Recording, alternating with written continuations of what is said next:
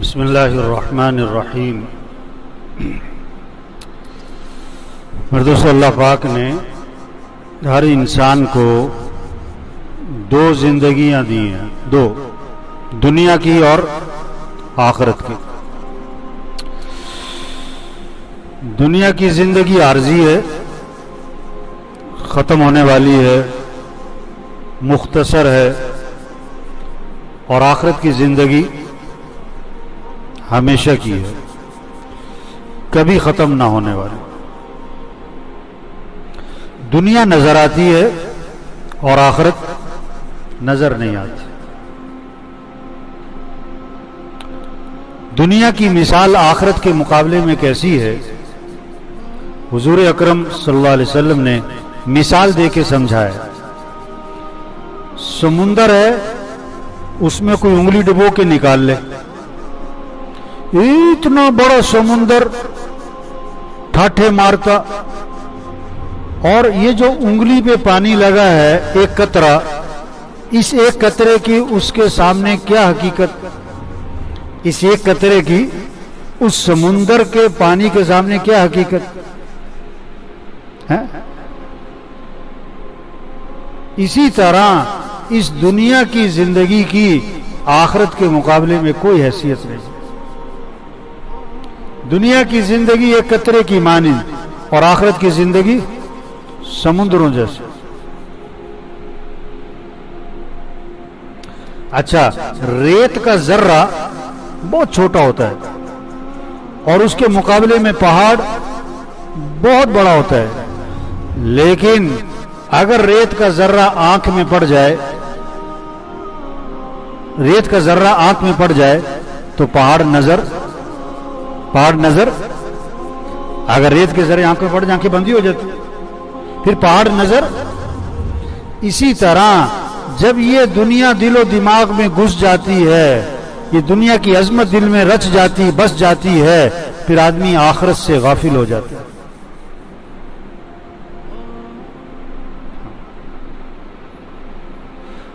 حضور اکرم صلی اللہ علیہ وسلم تشریف لے جا رہے تھے، کوڑے کا ڈھیر آیا، کوڑے کا ڈھیر۔ تو جو نفیس الطبع آدمی ہوگا وہ کوڑے کے پاس سے کیا کرے گا؟ اپنی رفتار تیز کرے گا نا۔ تو اللہ کے نبی سے زیادہ نفیس الطبع تو کوئی بھی نہیں ہو سکتا۔ تو آپ صلی اللہ علیہ وسلم بجائے رفتار تیز کرنے کے کوڑے کے ڈھیر پہ کھڑے ہو گئے۔ ایک بکری کا بچہ ہے، مرا ہوا ہے، کان کٹے ہوئے ہیں، ڈھیر پہ پڑا ہوا ہے۔ اللہ کے نبی نے اٹھایا، فرمایا بتاؤ اسے کون خریدے گا؟ بھی اسے تو کوئی نہیں خریدے گا۔ صحابہ نے عرض کیا حضور اسے کوئی نہیں خریدے گا۔ اللہ کے نبی کو نہیں پتا تھا کوئی نہیں خریدے گا۔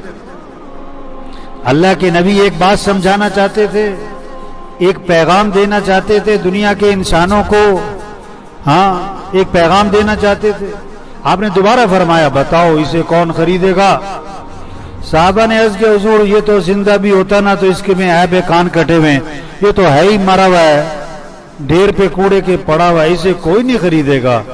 تو آپ نے فرمایا، یہ آپ کا پیغام تھا، آپ نے فرمایا جیسے یہ بکری کا بچہ مرا ہوا، کان کٹے ہوئے، کوڑے کے ڈھیر پہ پڑا ہوا تمہاری نگاہوں میں گھٹیا اور ردی ہے، اللہ کی قسم دنیا اللہ کے ہاں اس سے بھی زیادہ گھٹیا اور ردی چیز ہے۔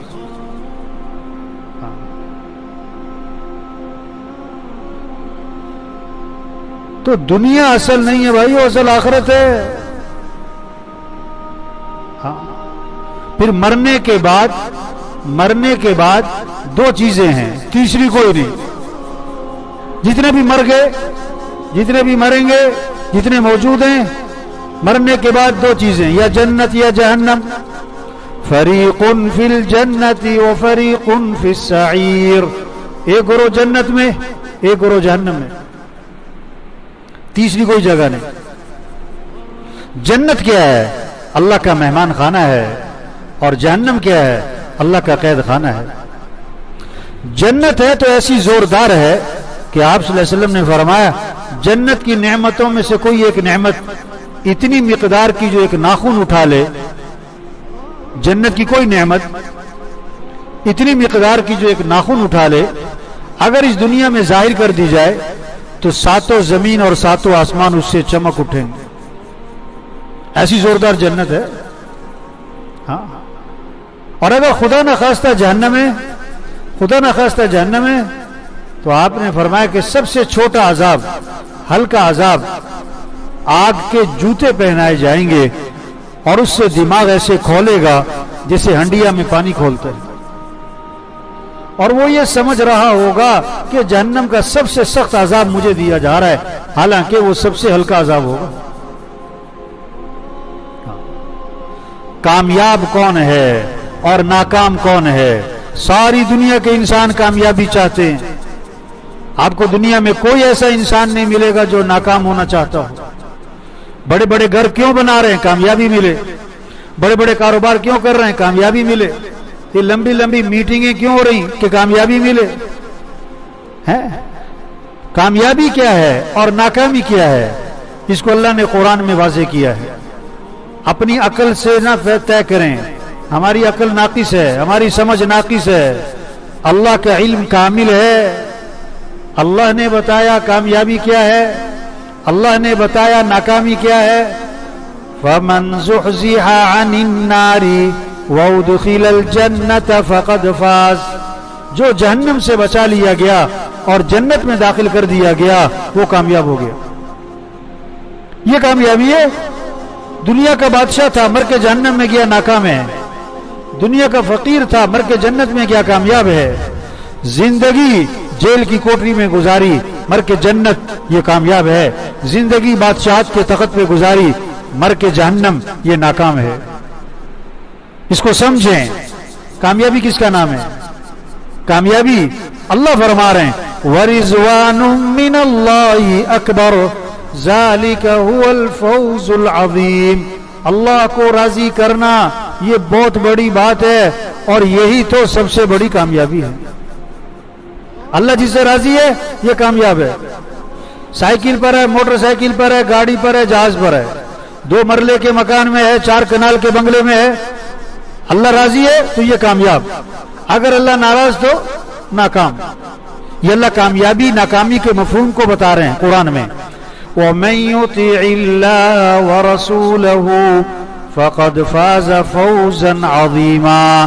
جو اللہ کی مانے گا، جو اللہ کے رسول صلی اللہ علیہ وسلم کی مان کے چلے گا، اللہ فرما رہے ہیں اس کو سب سے بڑی کامیابی مل گئی. جو اللہ رسول کی مان کے چل رہا ہے یہ کامیاب ہے. جو اللہ رسول کی مان کے نہیں چل رہا یہ ناکام ہے. اب ساری دنیا کے انسان کامیاب ہو جائیں اور ساری دنیا کے انسان ناکامی سے بچ جائیں، اس لیے اللہ نے انبیاء علیہ السلام کو بھیجا. انبیاء علیہ السلام تو دنیا میں تشریف لائے انسانوں پر محنت کرنے کے لیے، انسانوں کو کامیابی کا راستہ دکھانے کے لیے، انسانوں کو ناکامی سے بچانے کے لیے. صرف برکت کے لیے نہیں آئے تھے، صرف ثواب کے لیے نہیں آئے تھے، سارے انسانوں کو ناکامی سے بچانے کے لیے، سارے انسانوں کو کامیابی کی طرف لے جانے کے لیے، ساری دنیا کے سارے انسانوں کے مسائل کے حل کے لیے انبیاء علیہ السلام دنیا میں تشریف لائے.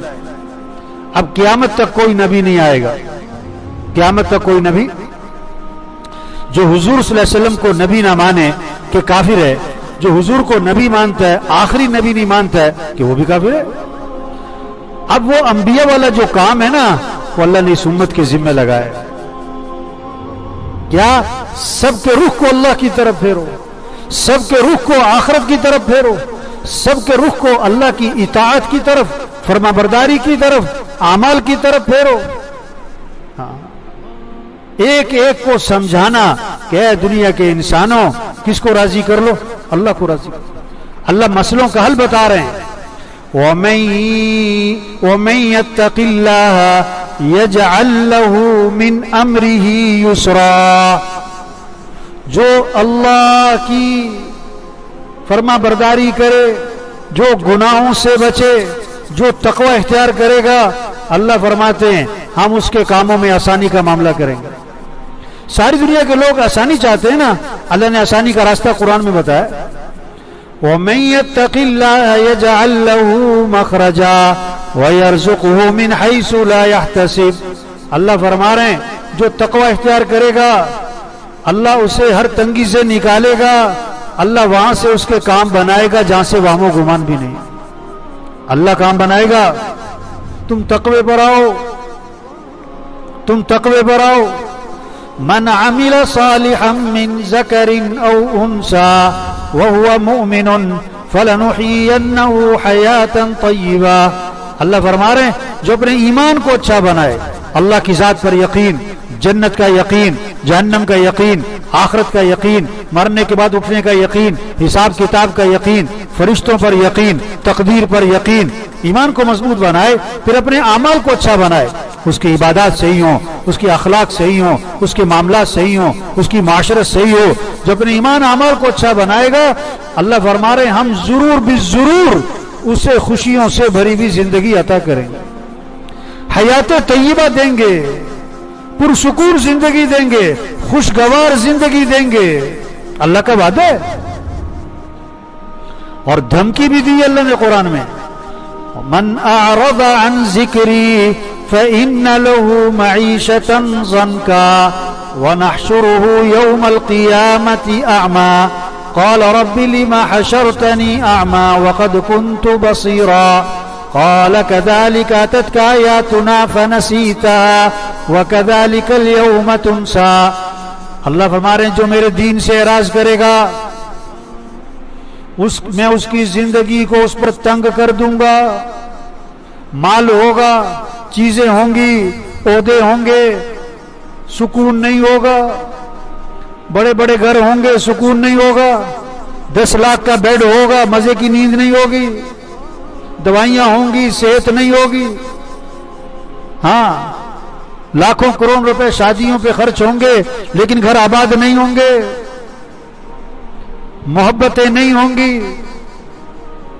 یہ اللہ نے دھمکی دی ہے جب میرے دین سے اعراض کرو، جب نمازوں میں غفلت، رمضان ہے روزوں میں غفلت، قرآن سے غفلت، اللہ سے غفلت، دین سے غفلت، تو کیا ہوگا پھر کہ اللہ فرماتا ہے میں زندگی کو تنگ کر دوں گا۔ یہ تو دنیا میں پریشانیاں، بے چینیاں، مسائل، گھر گھر مسائلستان بنے گا، گھر گھر مسائلستان بنے گا، میاں بیوی میں نفرتیں، بھائی بھائی میں جھگڑے، ہاں اور پھر کیا ہوگا قیامت کے دن اس کو اندھا کر کے اٹھاؤں گا، وہ کہے گا کہ اللہ میں تو آنکھوں والا تھا مجھے اندھا کیوں کر دیا؟ اللہ فرمائیں گے تجھے میری باتیں سنائی جاتی تھی، میری آیات سنائی جاتی تھی، تو سنتا نہیں تھا، آج میں تیری نہیں سنتا۔